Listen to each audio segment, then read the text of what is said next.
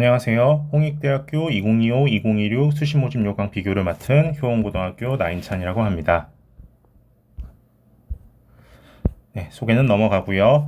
자, 목차 보겠습니다. 학생부 교과 전형 비교, 학생부 반영 방법, 종합, 논술, 그 다음에 홍익대학교 같은 경우는 미술이 굉장히 유명한 학교죠. 특기 전형 비교를 한 후에 작년 주요 입시 결과를 분석하고 저희가 생각해 볼 점으로 마무리하겠습니다.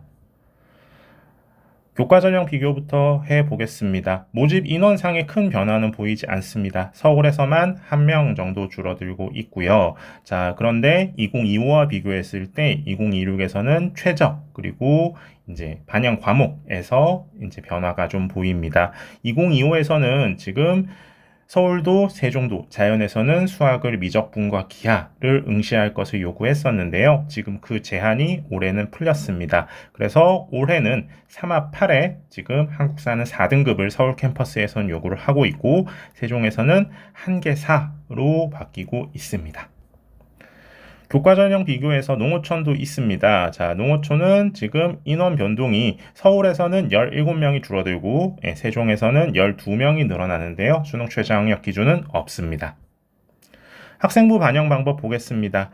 2024에서 2025로 넘어갈 때의 변화는 좀 있었는데요. 자, 지금 작년과 2025와 비교했을 때 2026은 큰 변화는 보이지 않습니다. 인문 계열은 국영수 4, 그리고 자연 계열은 국영수 과로 해서 공통 및 일반 선택 90%, 진로 선택 10%로 반영을 하고 있습니다. 세종도 마찬가지고요. 큰 변화는 보이지 않습니다.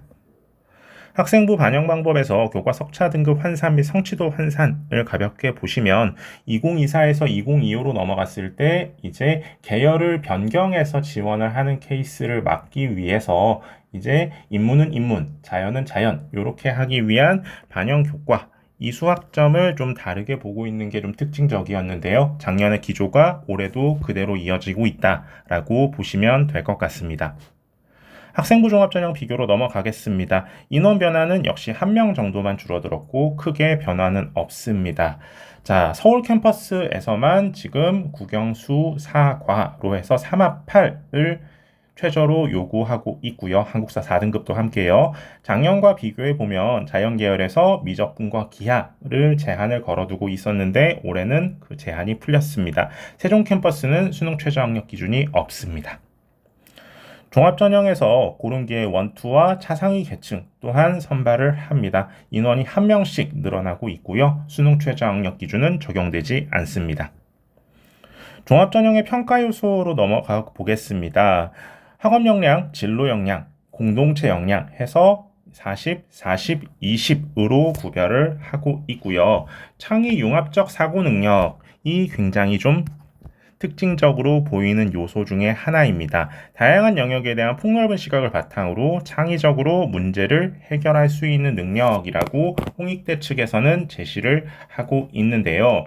자, 창의융합적 사고 능력이라는 것은 배운 내용을 바탕으로 해서 지금 그것을 어떻게 심화 발전시키고 있느냐라고 보시면 될 것 같습니다. 이것을 심화 발전시키고 있는 부분에 대해서 대학이 좀 중점적으로 보고 있다라고 보시면 될 것 같습니다. 넘어가겠습니다. 논술 전형으로 넘어오겠습니다. 서울은 일반적인 논술을 진행을 하고요. 세종은 약수령 논술을 진행을 합니다. 2025와 비교를 해보면 인원 차이는 크게 보이지 않고요. 2명이 줄어든 세종만 보시면 될 것 같고 수능 최저에서 변화가 좀 보입니다.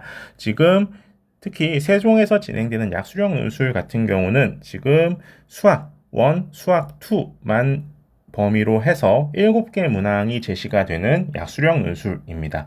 내신이 살짝 부족한데 지금 그래도 수1, 수2에서 어느 정도의 경쟁력을 가지고 있다 라는 학생이라면 세종에서 진행되는 약수령 논술을 주목해 볼 필요도 있을 것 같습니다. 특기 전형으로 넘어가 보겠습니다. 미술 우수자 전형은 서울과 세종에서 모두 진행이 되고요. 특이한 부분은 뭐냐면 지금 서울에서는 수능 최저학력 기준을 걸고 있고 지금 미술활동 보고서를 요구합니다. 이건 세종도 마찬가지입니다. 서울에서 이제 미술 우수자를 지원하고자 하는 학생이라면 일단 수능 최저학력 기준을 맞출 수 있는가, 그리고 미술 우수자로서 내가 그 정도로 뛰어난 역량을 가지고 있는가를 같이 고민해 볼 필요는 있을 것 같고요. 세종 같은 경우는 미술 우수자에서 수능 최저가 없습니다. 그러면 지금 미술 활동 보고서로 넘어가 보겠습니다.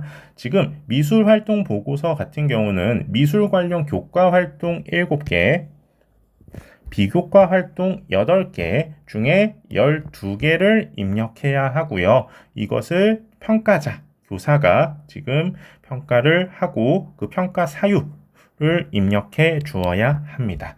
그래서 이 부분을 감안하셔서 지원을 고려하실 필요는 있을 것 같습니다. 작년 주요 입시 결과로 넘어가 보겠습니다.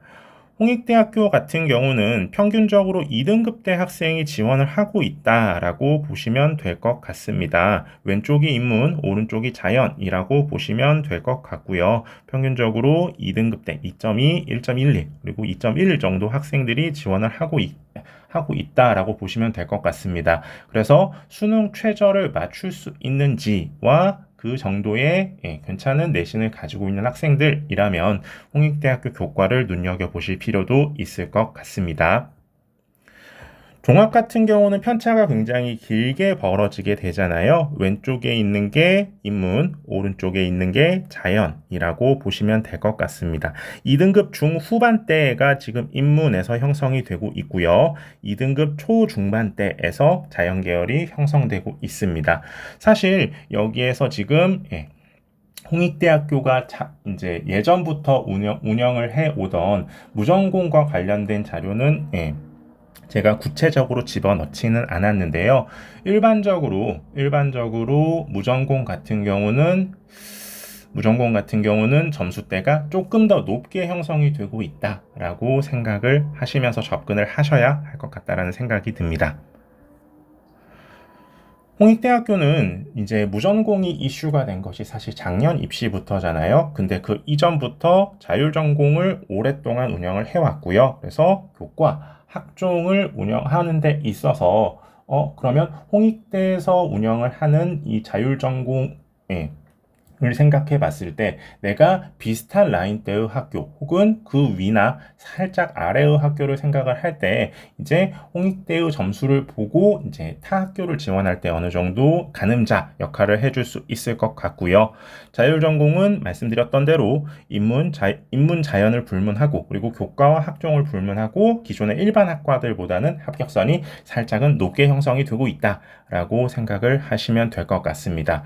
일반적으로 지원을 하실 때 나의 내신과 그리고 수능 최저 충족 여부 그리고 내 생활기록부 역량 같은 것을 종합적으로 고려했을 때 나한테 가장 유리한 학교가 어디일까를 한 번쯤은 고민을 해 보시면서 접근을 하셔야 원서를 쓰실 때 조금 도움이 되지 않을까 싶습니다.